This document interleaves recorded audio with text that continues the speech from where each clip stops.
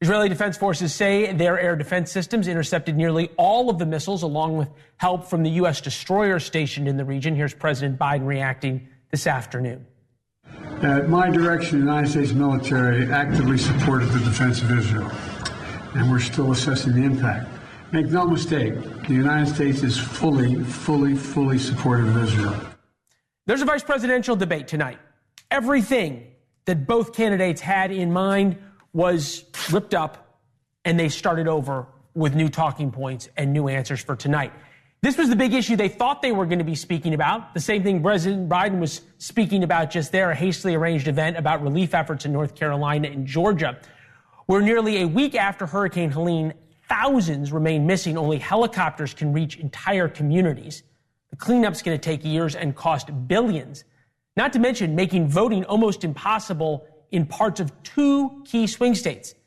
The people in North Carolina desperately need federal help. Also tonight, a massive strike at American ports will soon send prices for everything from bananas to meat to alcohol to furniture sky high. Inflation, going to be a huge topic tonight in the debate. The longshoreman walked off the job at midnight. That means nothing gets unloaded from dozens of container ships that feed the American economy. So with that as the backdrop, we welcome you to the Ferris Network on television. First night, October surprise, or maybe surprise is. A war between Israel and Iran, a major strike that could upend the U.S. economy, and unimaginable misery in two swing states.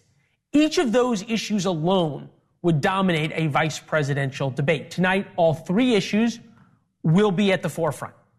And each one of these issues has come up in the last week or less, meaning that we might actually hear real answers rather than just practiced ones from J.D. Vance and Tim Walz. They take the stage 2 hours from now. Joe Biden and Kamala Harris are now whatever they wanted to be, however they were going to define their time in office. They are now wartime president and vice president. Voting for commander-in-chief, that title now matters. And quite literally, things are spiraling out of control for the president and vice president. As predicted, Joe Biden's careful massaging, messaging, management of the Middle East over the past year ended in the exact type of conflict he hoped to prevent.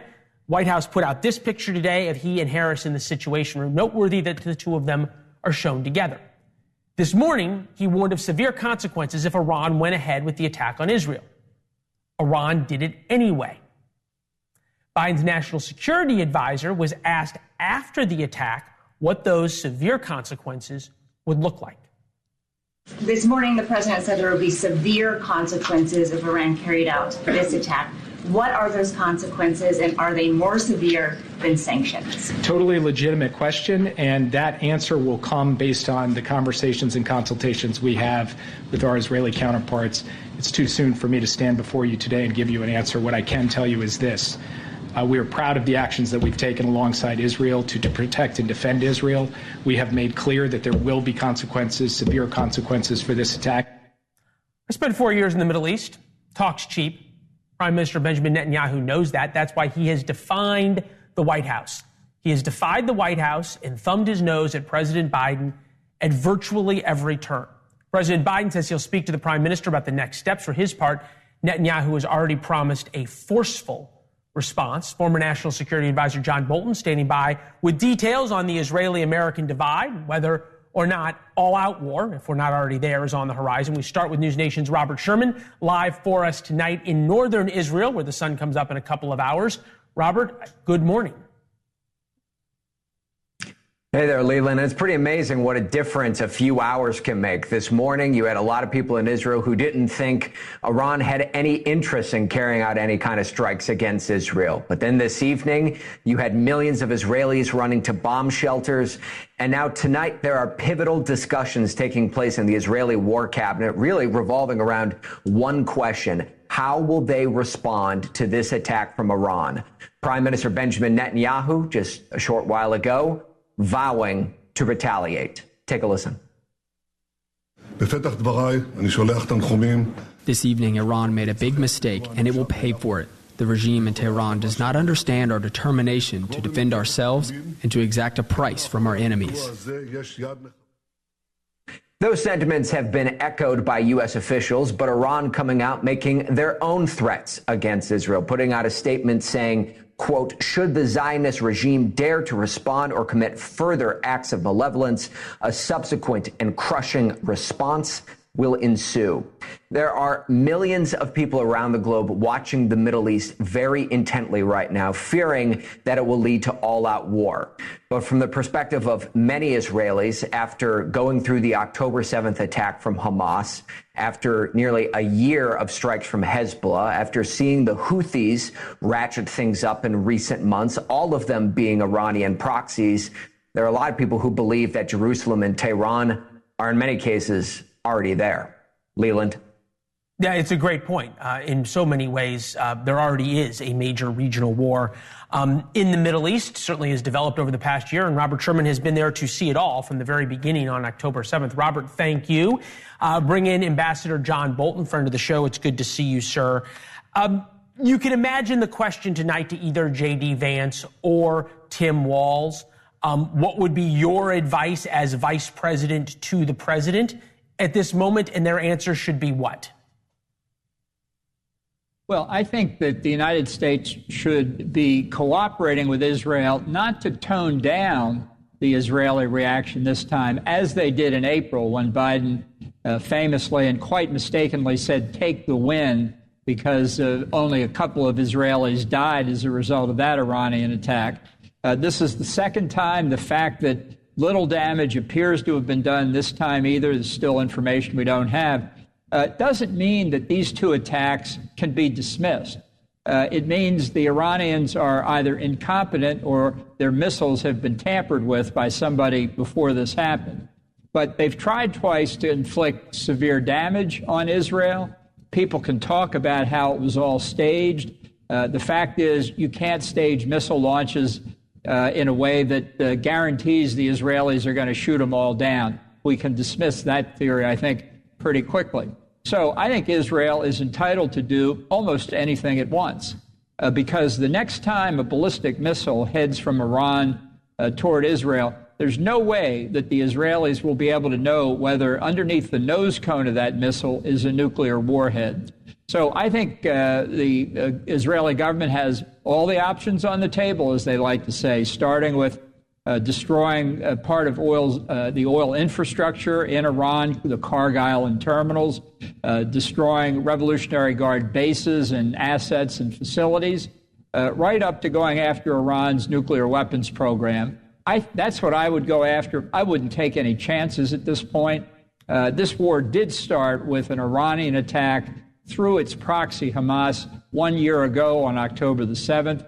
This is a time to find out whether the Iranians really have the stomach once they see that nuclear program destroyed.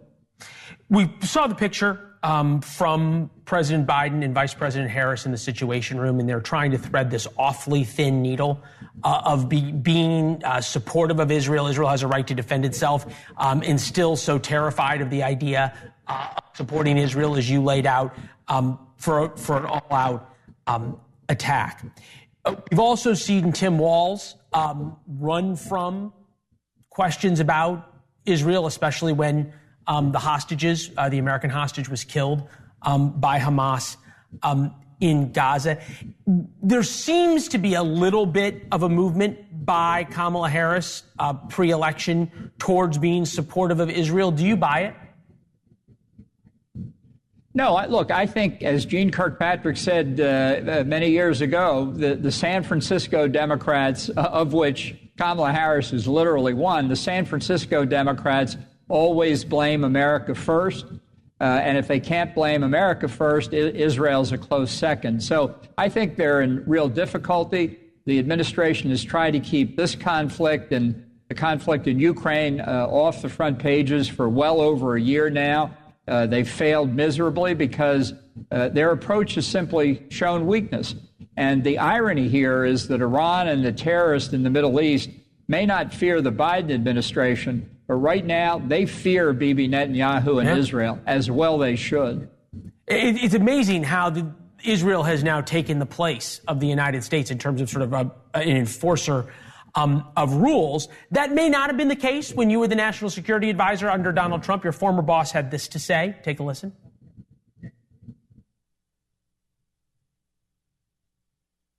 This is what the policies of weakness and appeasement have brought to the world.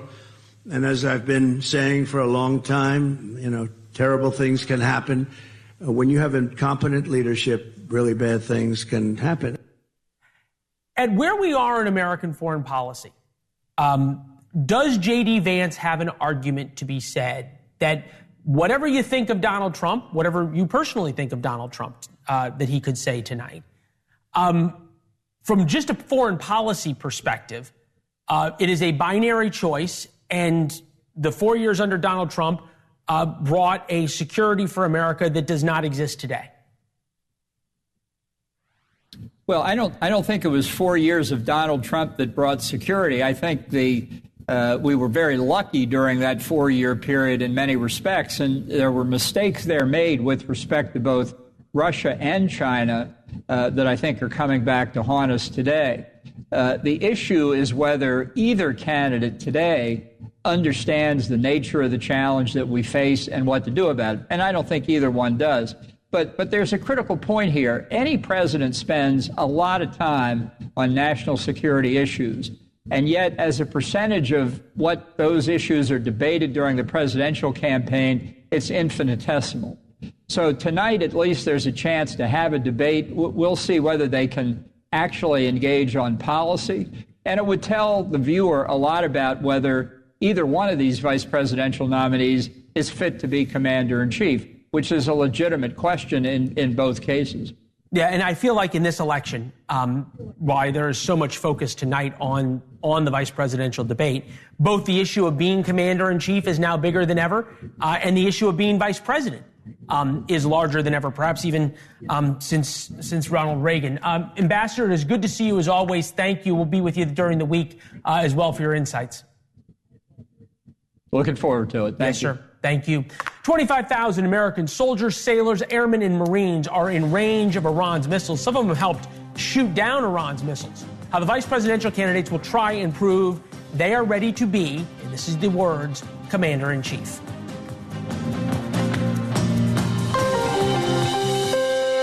Live pictures of the spin room at the CBS vice presidential debate, airing here on NewsNation in about an hour and 45 minutes. The three main October surprises have caused the candidates and the moderators to change everything about tonight's debate, and today's attack by Iran on Israel puts the idea of being commander-in-chief front and center in a way that it really has not been since 2004, 2 decades since an election has turned so much on foreign policy. With that, live pictures of Tel Aviv. Sun comes up there in a couple of hours. So far, no more Iranian attacks since that first wave of 181 missiles. Earlier today, Kamala Harris followed Joe Biden with her own forceful statement in support of the Israelis. I condemn this attack unequivocally. I'm clear-eyed. Iran is a destabilizing, dangerous force in the Middle East, and today's attack on Israel only further demonstrates that fact. The words, at least, maybe not the delivery, is a stark contrast to the warning she gave in October of last year to Iran during an interview with 60 Minutes. And what's the message to Iran? Don't. As President Biden said, just don't. Exactly. One word. Pretty straightforward. Evidently, the Iranians were not too concerned by that warning or how straightforward it was. Israel and American officials report there was a joint response that intercepted the missiles, some over the Persian Gulf, others over Israel. The Iranian state media reports 80% of missiles hit their targets. Laughable, but fine. That's what Iran needs to say to save face. Want to bring in General Philip Breedlove, former Supreme Allied Commander of NATO. General, good to see you. We talked last night, and you issued, I think, a pretty stark warning that America was not clear-eyed, and by that you meant, I think, the Biden administration, in the threats posed by Iran and by those who are watching how the U.S. is reacting to what Iran is doing. In the past 24 hours, have you gotten more or less concerned about that by what you've seen? Thanks again for having me on, Leland. More concerned. I mean, I know you know this, but we need to remember this is the second time in less than a year that Iran has amassed a missile attack from one sovereign nation on the other. This is not about the proxies, the Hezbollah or the Houthis or whoever. This is Iran attacking Israel. And so I think that we might see a different reply this time. I firmly believe that Israel was helped by many in the West and probably many in Washington, D.C. to curb their response the first time around. And as your previous speaker, John Bolton, said, we showed some weakness there. And so Iran was not deterred and has attacked even more forcefully now a second time. And my guess is that Israel will be a little harder to deter from reacting this time around. Yeah, and we saw some of the same language from Jake Sullivan, National Security Advisor, saying that the attack was ineffective and it was defeated, sort of basically saying the Israelis don't need to respond. I want to turn this around. There's 25,000 or more soldiers, sailors, airmen, Marines in range of Iran's missiles. I don't need to tell you that, but I think the viewers need to be reminded of it. Many who were involved in thwarting this attack, but also who are targets for Iran. And Iran has used its proxies to go after U.S. Navy ships and to go after U.S. forces around the Middle East. You've had to watch elections with troops who are in combat and with their families who have loved ones in combat. Without getting political, because I know you don't want to, and I respect that. What is the lens, and how is that lens different now that real combat is upon us, that people are going to be watching tonight's debate? Well, I think you will agree with me, and people have said it over and over, that it's rarely foreign policy that drives an election. It's normally economy or the border or something like that. But with this war going on, and remember, Americans have died in the northeast corner of Jordan to an attack by a proxy. And so with our soldiers in harm's way and the missiles flying, maybe it won't be the number one issue, but it's going to be on people's minds that we need a leader, a commander-in-chief that knows what to do when American soldiers, sailors, airmen, Marines, and Guardians are in harm's way. How does this change? And the Israelis and Benjamin Netanyahu was pretty clear that Iran is going to pay a dear price.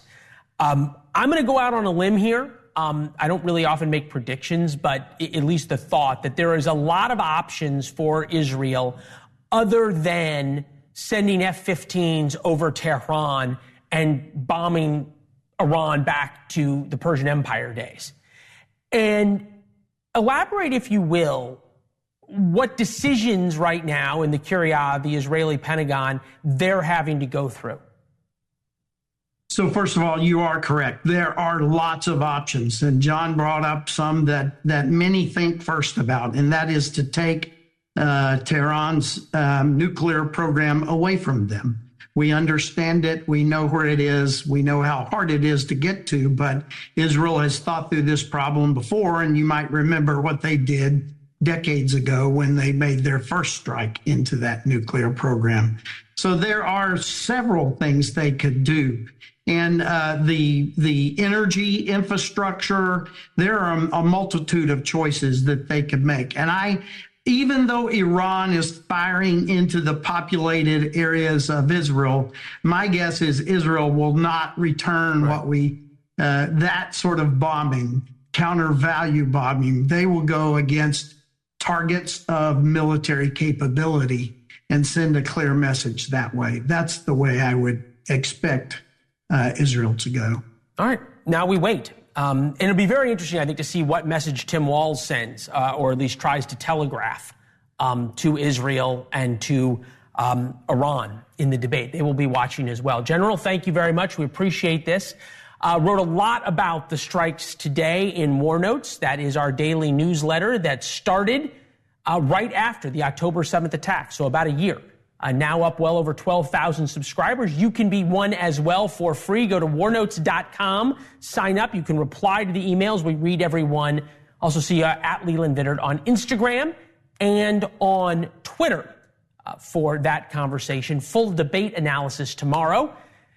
We head to the spin room for tonight's vice presidential debate. Florida Congressman Byron Donalds with us next with why J.D. Vance's challenge tonight has nothing to do, don't worry, I will not even say the name or the word childless cat ladies when we come back. Hour and a half away from tonight's vice presidential debate, you're going to hear about the picture we're showing you a lot tonight. This is Asheville, North Carolina. Hurricane Helene killed 150 Americans. That number's only going to rise. National Guard units continue to look in the hills and valleys of western North Carolina and eastern Georgia for more victims.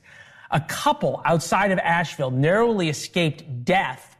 See them driving. That was the landslide that came right behind their car and then flipped the car over. There was debris and mud flowing out of the mountain straight into that line of traffic. Their windows were smashed. Their car took serious damage. They made it out alive.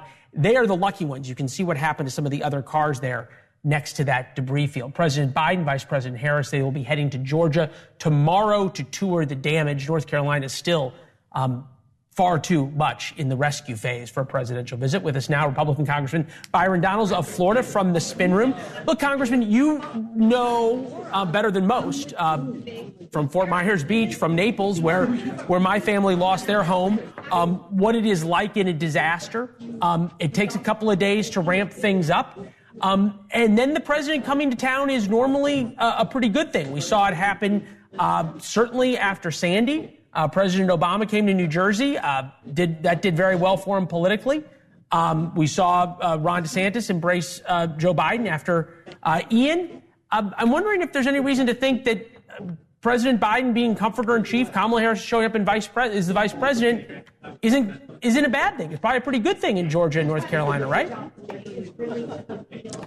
Well, first of all, it's good to be with you. Right now, I don't think the wise move is to really talk about the political implications, especially on this election with the devastation happening, obviously ongoing in North Carolina, in Georgia, in the Big Bend area of Florida, and so many other parts of the Southeast. The issue that you're going to have, I think, in this current environment is North Carolina specifically, Georgia specifically. There are some very serious infrastructure damage that has either been revealed already or that has yet to be revealed, because some of the assessments, as I understand it, still have not even begun because of lack of access to get to those areas and or standing water that is still in those areas. So it's going to be a difficult road to hoe. I think if you want to bring presidential politics into it, yeah, it's important to go and demonstrate your support. But one of the issues that I think Joe Biden and Kamala Harris are going to have is that when the storm was making landfall, Joe Biden was at his beach house and Kamala Harris was in California raising money. That's not the image you want to have. In my view, the image you want to have is that you put an end to all those outside commitments that you have and you go see about the business of the people. So I think that's going to be the issue they have. Good to see them being on the ground tomorrow. You think we'll hear J.D. Vance? But you go from there. You think we'll hear J.D. Vance bring that up? I'm not sure. And I think, like I said, I don't think you want to use a presidential debate or a vice presidential debate to lob bombs about what happens in the aftermath of these storms. I think if you're going to be critical of Kamala Harris, there's plenty to go around. Okay. The biggest thing right now is that the necessary help for these communities not just starts, but continues over time. I will tell you firsthand, Hurricane Ian hit my district. My localities, my mayors, they're still having issues with FEMA today, and it's been 2 years. And so it's not just about the initial show up, the initial photo op, the initial help from FEMA. It is the continued help, making sure that those resources get to these communities. If you were going to ask people around the country, not just Southwest Florida, but the residents of Maui, after the wildfires in Maui, this current administration has not been up to the task of making sure that Americans get all the help that they need consistently. Balls have been dropped, and I think that speaks to the lack of leadership we've seen from Joe Biden and potentially could see from Kamala Harris.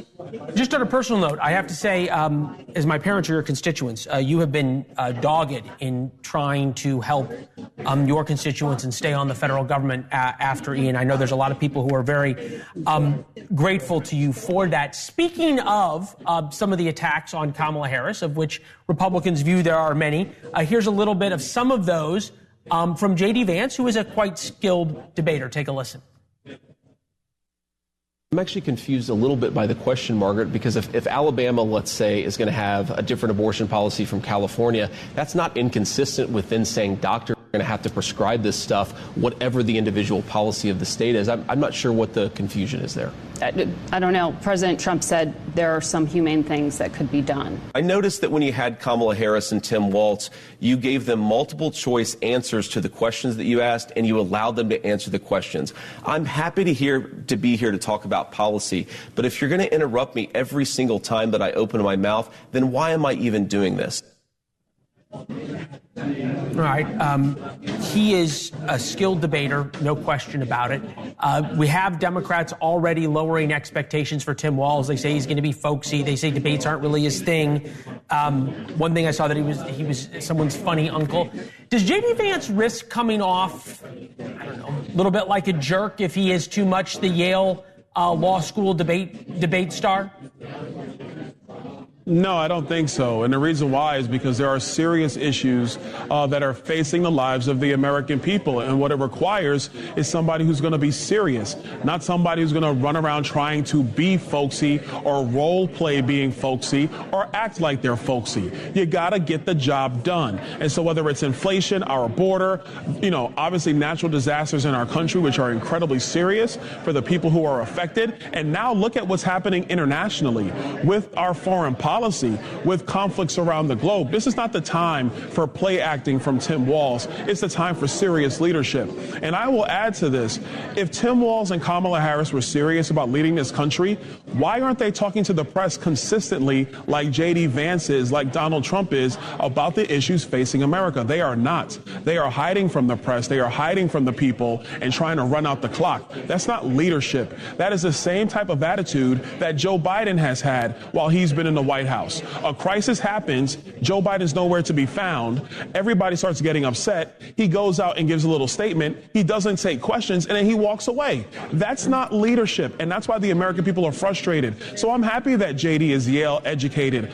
I believe that will make him more serious than Tim Walz, and we need serious leadership right now, not play acting. All right. Fair enough. One could argue Joe Biden's been a lot more accessible since he dropped out than even Kamala Harris or Tim Walz. So there is that. Congressman, it's good to see you, sir, as always. Thank you. All right. Thank you. Union longshoremen delivered Kamala Harris a kick in the teeth today. How Union Joe Biden will try to win back the very people who put him in the White House. How do you spin a strike as a Democrat?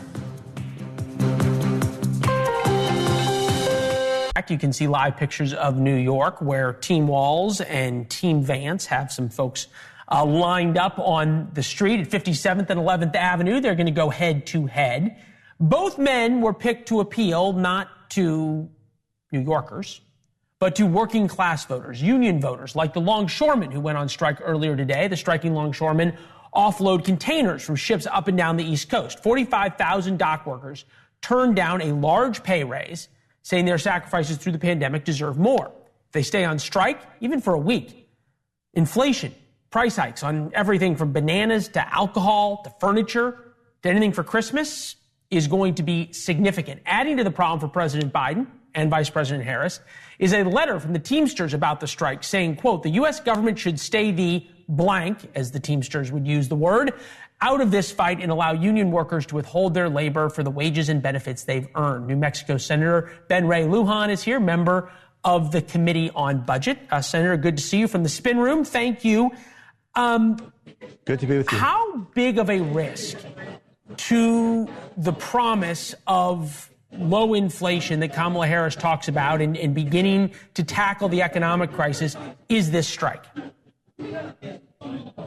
Well, look, President Biden and Vice President Harris have been abundantly clear about supporting workers, being able to get together. And all across the country, when I'm having to make a choice between the previous president and Vice President Harris, who stands with the American people and is looking at an economy that's going to create opportunity for each and every one of us.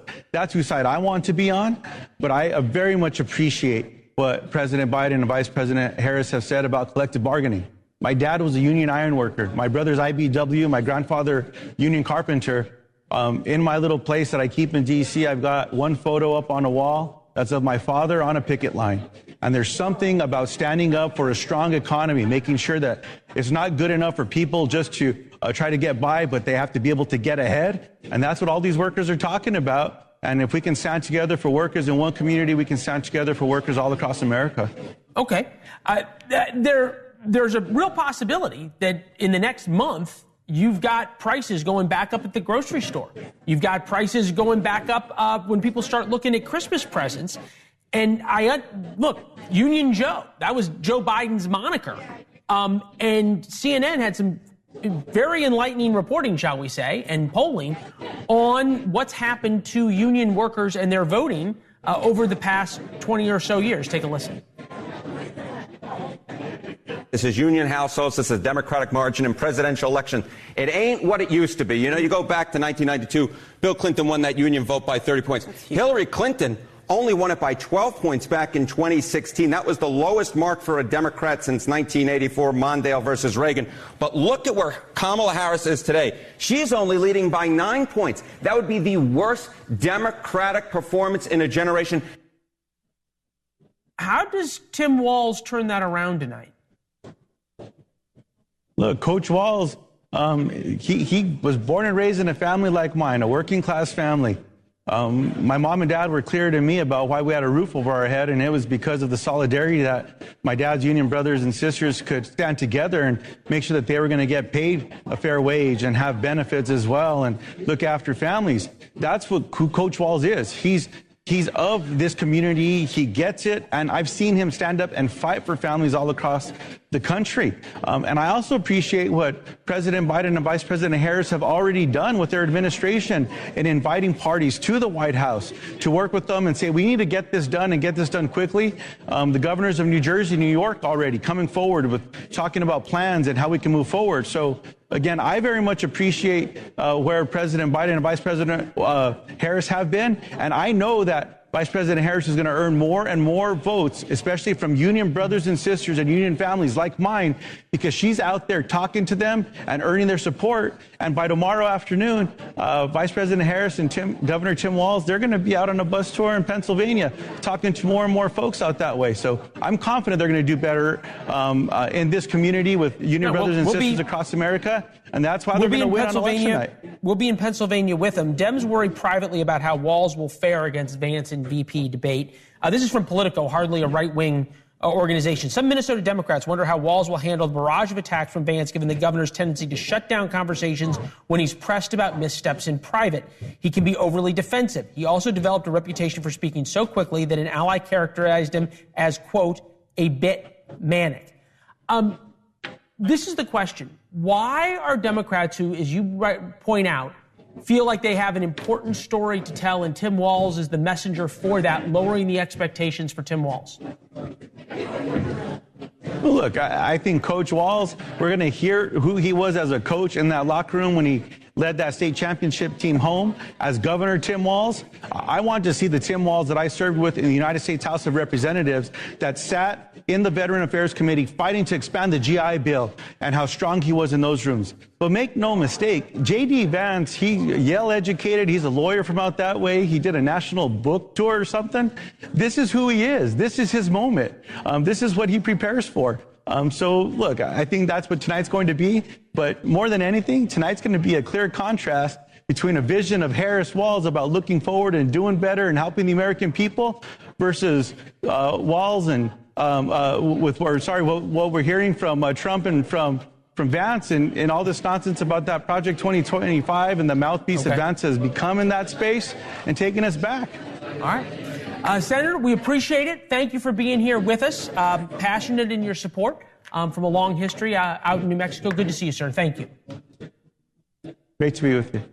It is debate night. There it is, the outside view, why all the issues and policies and everything else that everyone wants to talk about. We're going to show you what really matters tonight when we come back.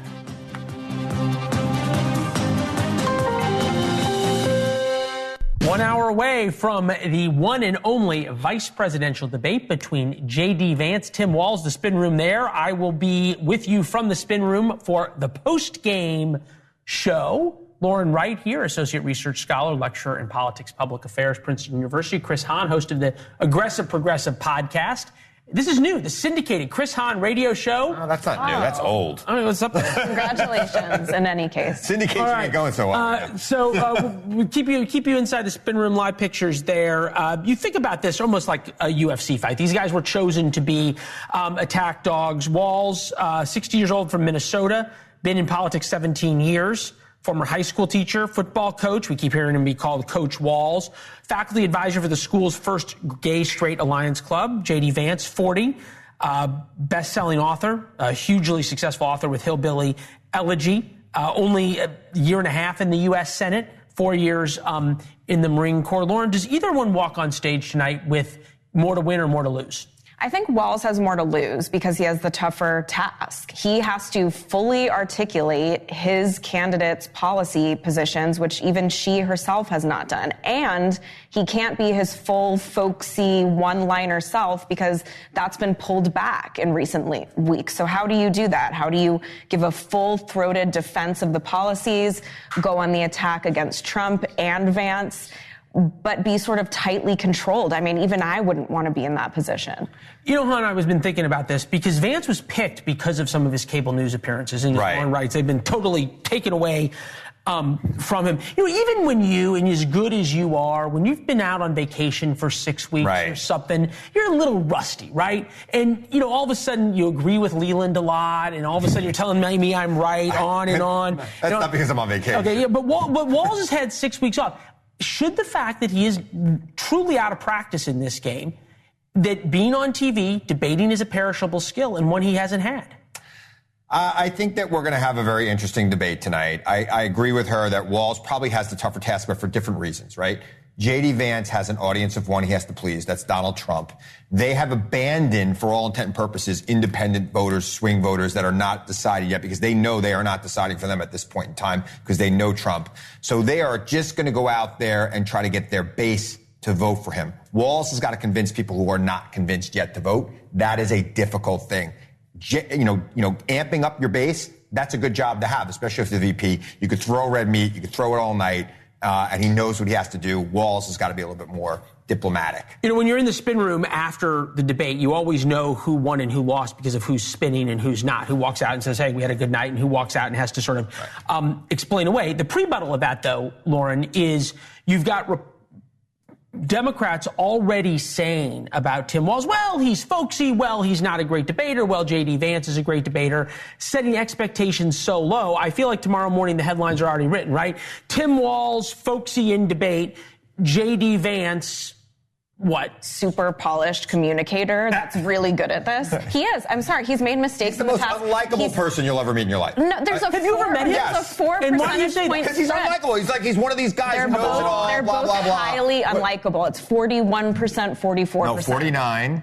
Well, sorry. Walz is at 49, and J.D. Vance is at 40. And it's because of the way he's been acting the last It's not because of how it's been acting. It's because of how he's been treated. Let me just offer a different scenario. Imagine if Harris picked Josh Shapiro tonight with the news today. He has been so solid on Israel. Now you have someone who has sent a very mixed message, who has to defend the White House's mixed message. It's just so clear in so many ways why Walz was a bad choice. I thought the White House's message was very clear. We are fully supportive of Israel. I don't know what does that mean? Fully supportive of Israel, what does that mean? Can't do anything, exactly. Right? Well, but you just got hit with 180. You got hit with 181 missiles. Don't do anything. That most swing voters will not care about. It'll be the first or second question tonight. It's extraordinarily important. It's the first or second question. And look, Lauren, you study polling.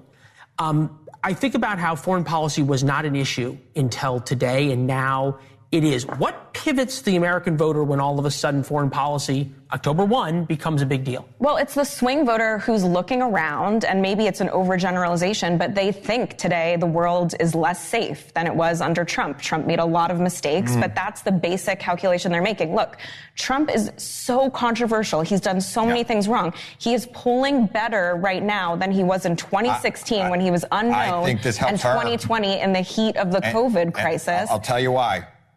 And it's because Harris is weak. In times of crisis, you want a steady hand. You don't want a chaos agent at the wheel.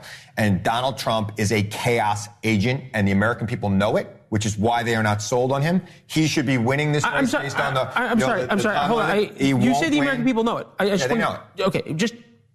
You stop with the spin. Give me facts here. Do the American people believe that the world was safer under Donald Trump or under Joe Biden? Yes, basically they do. On foreign policy, Republicans have the edge. That's the poll I would point to. Again.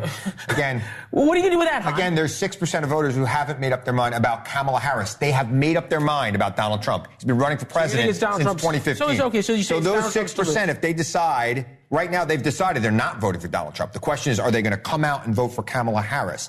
And I think this makes them more likely to vote for Kamala Harris because they don't like Donald Trump because they think he is chaotic and they want security. They want stability more than anything else. And Trump does not offer that. Not at all. Okay. Thank you. Thank you. Lauren, you get the last 15 seconds. J.D. Vance gets a win. How? He should absolutely tie Harris to her own administration's policies and point out how alienating the economic and immigration stances are. And apologize to Springfield. You've got right now the port issue. The port strike, which is going to be huge. Bigger issue for voters. You got to go. Thank you. Gentlemen, good to see both of you. Ladies, thank you. Thank you. Chris Cuomo's next. Here it is. Oh.